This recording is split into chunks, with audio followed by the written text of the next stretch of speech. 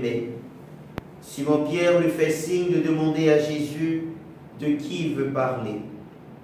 Le disciple se penche donc sur la poitrine de Jésus et lui dit, « Seigneur, qui est-ce » Jésus lui répond, « C'est celui à qui je donnerai la bouchée que je vais tremper dans le plat. » Il trempe la bouchée et il la donne à Judas, fils de Simon Iscariote.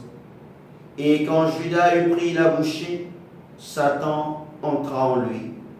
Jésus lui dit alors, « Ce que tu fais, fais-le vite. » Mais aucun des convives ne comprit pourquoi il lui avait dit cela.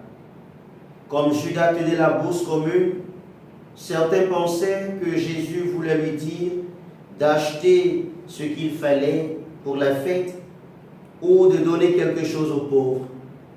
Judas prit donc la bouchée et sortit aussitôt. Or, il faisait nuit. Quand il fut sorti, Jésus déclara, « Maintenant le Fils de l'homme est glorifié et Dieu est glorifié en lui. Si Dieu est glorifié en lui, Dieu aussi le glorifiera et il le glorifiera bientôt. » Petits enfants, c'est pour peu de temps encore que je suis avec vous. Vous me chercherez et, comme je l'ai dit aux Juifs, là où je vais, vous ne pouvez pas aller. Je vous le dis maintenant à vous aussi. Simon-Pierre lui dit, « Seigneur, où vas-tu » Jésus lui répondit, « Là où je vais, tu ne peux pas me suivre maintenant. Tu me suivras plus tard. » Pierre lui dit, « Seigneur, pourquoi ne puis-je pas te suivre à présent? Je donnerai ma vie pour toi. » Jésus réplique, « Tu donneras ta vie pour moi? Amen, amen, je te le dis. Le coq ne chantera pas avant que tu m'aies renié 3 fois. » Veuillez vous mettre debout. Acclamons la parole de Dieu. Louange à toi, Seigneur Jésus. Veuillez vous asseoir. Frères et sœurs dans la foi, la mort de Jésus se fait plus explicite.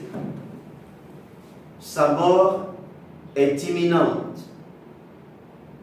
Et aujourd'hui, Jésus est très clair. Il donne le nom de celui qui le trahira. Le traître, nous le connaissons tous, tel que nous rapporte Saint Jean dans son évangile, il se nomme Judas. Judas ici, c'est tous ceux ou celles qui refusent le bien. Judas, c'est tous ceux ou celles qui formulent des complots maléfiques et diaboliques contre leur prochain. Judas, c'est tous ceux ou celles qui refusent d'aimer véritablement et de laisser Dieu prendre possession de leur vie.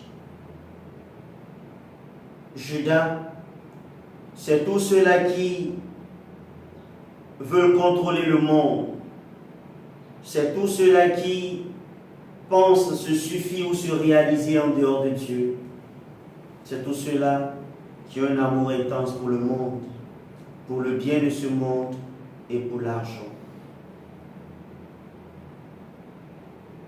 Au-delà de tout, et au-delà de la situation dans laquelle nous nous trouvons, cette situation délicate, difficile et ambiguë, au cœur de ce monde angoissé, de cette épidémie nommée coronavirus, nous assistons à des cris, à des lamentations de partout. Et certains pourraient se dire, où est donc Dieu? Les païens auraient pris le dessus. Le monde des ténèbres aurait pris le dessus. Souvenez-vous de l'attitude de Judas dans l'Évangile. Lorsque Judas sortit, après avoir tranché la bouchée, après avoir mangé ce repas, lorsqu'il sortit, il faisait nuit. Comme si les ténèbres venaient de couvrir la terre. Comme si les ténèbres sont à l'œuvre pour empêcher la lumière de briller, de rayonner. C'est le cas de chacun d'entre nous aujourd'hui, plongé dans les ténèbres, au cœur de la maladie des lamentations. Mais face à nos angoisses, face à nos incertitudes, face à nos cris de lamentation, le Seigneur nous rejoint, comme il a rejoint le prophète Jérémie. Et ce matin, il nous dit qu'il est avec nous. Qu'il est avec nous pour nous défendre. Qu'il est avec nous pour nous soutenir. Comme il a rejoint le prophète Isaïe, il nous rejoint encore ce matin et il nous dit ceci. Il dit à chacun d'entre nous, quand tu étais dans les entrailles de ta mère, je te connaissais et j'ai prononcé ton nom. Je t'ai protégé à l'ombre de mes mains. Pour que l'épée ne tranche pas ta tête, pour que les épidémies n'empoisonnent pas ta vie, pour que l'ennemi ne prenne pas le dessus. Tu diras sûrement, je suis fatigué. Le Seigneur te dira et il répondra, je suis là. Je suis le rocher qui t'accueille, qui t'abrite. Comme nous dit le psaume responsorial. Je suis le rocher toujours accessible. Oui, j'ai résolu de te sauver. Et je le ferai. Parce que je suis ton roc. Je suis ta forteresse.